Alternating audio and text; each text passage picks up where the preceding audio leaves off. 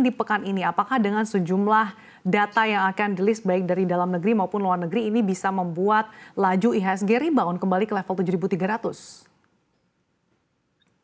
Iya, kalau untuk proyeksi untuk pergerakan IHSG kita di sini melihatnya itu masih berada di zona positif ya untuk di per sekarang ini aja ekspektasi kita berada di 7.260 sampai dengan 7.340.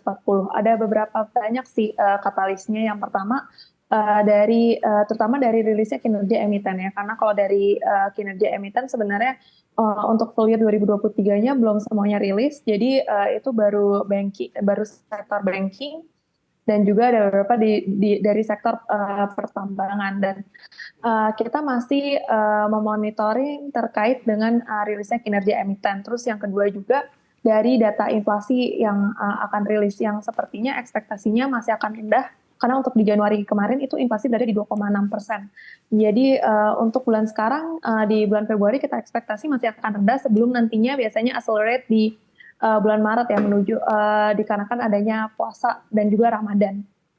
Terus mungkin juga kalau kita lihat mungkin untuk dari sentimen negatifnya sedikit dari terkait dengan wacana hak angket dari DPR ya. Mungkin itu menjadi sentimen negatifnya untuk dari sisi domestik. Sementara untuk dari sisi global sendiri kita masih monitoring terkait dengan data inflasi dan juga terkait dengan risalah The Fed yang juga diekspektasikan adanya penurunan suku bunga walaupun mungkin tidak dalam jangka waktu yang dekat, mungkin akan startnya di second half 2024 ini.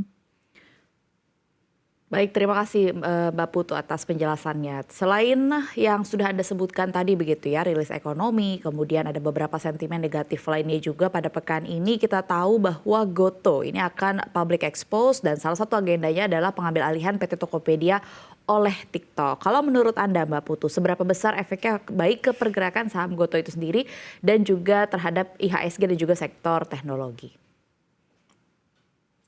Iya, kalau untuk terkait dengan agenda dari GoTo sendiri, memang untuk transaksi yang terkait dengan Tokopedia yang sudah diakuisisi oleh TikTok, ini sebenarnya menjadi sentimen sentimen yang positif ya. Kalau kita lihat sendiri untuk dari GoTo sendiri, memang porsinya itu dari GoTo ke Tokopedia itu memang akan berada di 25%, dan itu termasuk non-dilutive shares.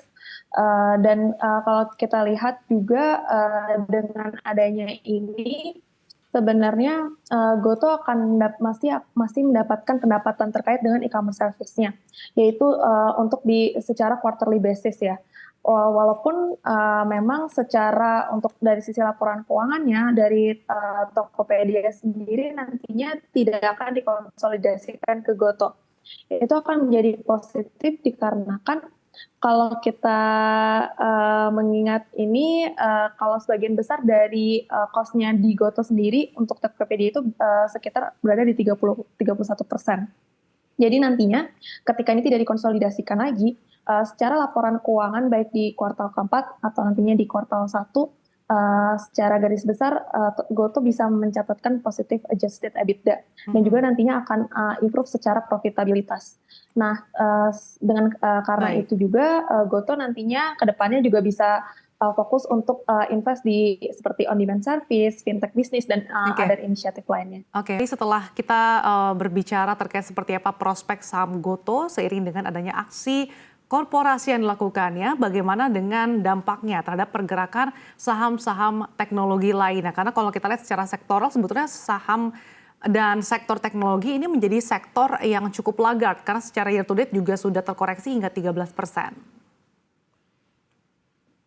Iya, untuk dari saham teknologi sendiri sebenarnya memang masih minim katalis ya. Memang kalau kita untuk secara mau invest di sektor teknologi sendiri, kita memang harus secara lebih cermat untuk melihat dari prospek emitennya sendiri.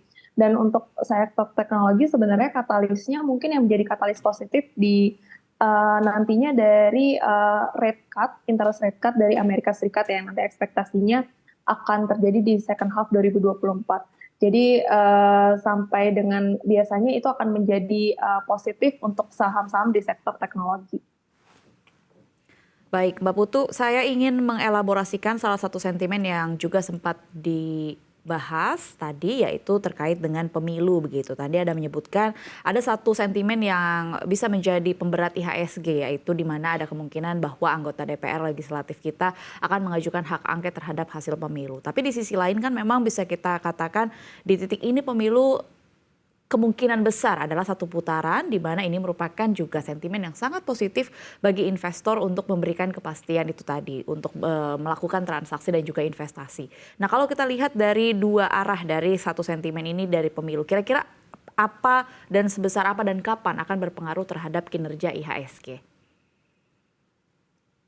Untuk saat ini sih, kalau kita lihat yang paling memberikan dampak signifikan itu dikarenakan hasil quick count kemarin ya. Untuk hasil quick count kemarin, ketika kita kita berekspektasi akan terjadi 2 round, ternyata menjadi 1 round, itu menjadi sentimen positif sekali bagi IHSG dan sudah terreflect ya. Bahkan di sektor seperti finansial juga sudah mencatatkan net buy juga, dan rally sektornya juga cukup tinggi, dan itu juga memberikan mengurangi terjadinya uncertainty. Dan kalau kita lihat mungkin sampai dengan nantinya sampai dengan 1 bulan setelah dari hasil rilisnya, itu di sekitaran bulan Maret, kita masih memantau lagi terkait dengan hasil resmi terkait dengan pemungutan suaranya.